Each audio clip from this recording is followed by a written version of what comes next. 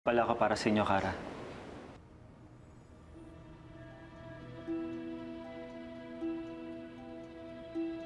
Kilala niyo po ako? Nabanggit nila sa akin nung huli akong pumunta rito.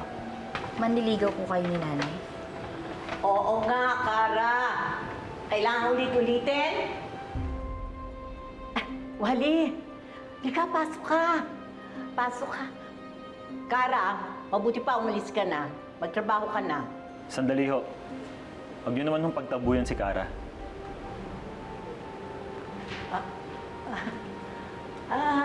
Hindi naman. Baka ako naistorbo ka. O kaya, nakukulitan ka. Hindi naman ho. Kamusta ka, Kara? Parang may kamukha po kayo eh. Nakita na po ba tayo dati? Kakikilala lang ng nanay mo sa kanya. Imposible namang nakita mo na siya.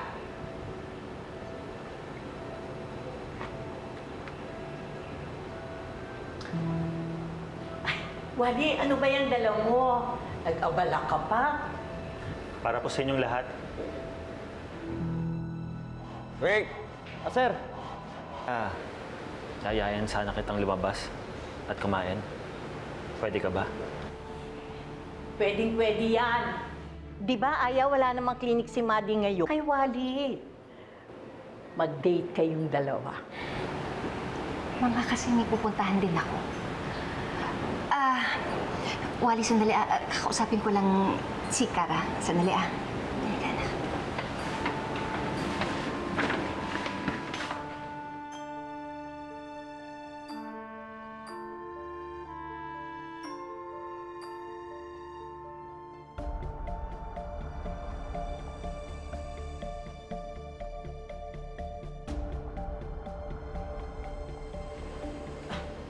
Wally, pasok ka.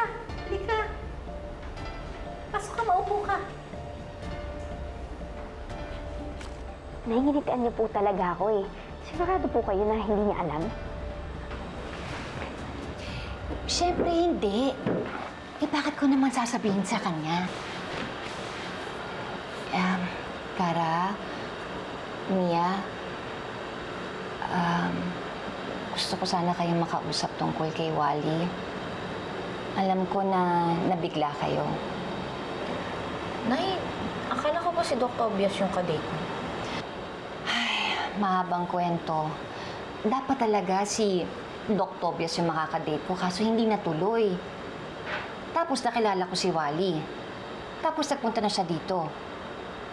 Yun na nga. Manliligaw daw siya sa akin. Gusto ko lang malaman kung okay lang ba sa inyo na meron ng manliligaw yung nanay ninyo. Nay, sa akin po walang problema. Kahit na si Wally or si Doc Tobias pa po yung maligaw sa inyo. Ang ganda-ganda niyo po kaya, Nay. Hindi na ho ako magtataka kung napakarami niyo pong manliligaw. Tsaka, okay na yun, Nay.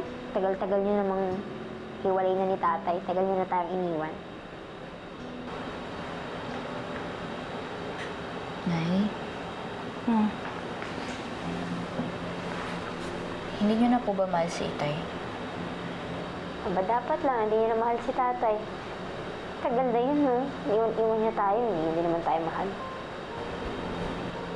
Alam niyo, kahit na ano pa ang nangyari sa amin ng tatay ninyo, palagi niyong iisipin na palagi ako magpapasalamat dahil minsan minahal ko siya. Kasi kung hindi, di sana wala akong 3 magagandang anak, di ba? Pero alam niyo, tama yung ninang Madison ninyo eh. Dapat mag-move on na rin ako. Di ba?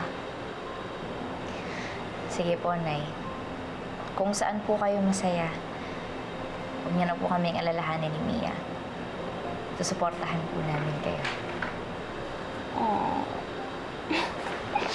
Salamat!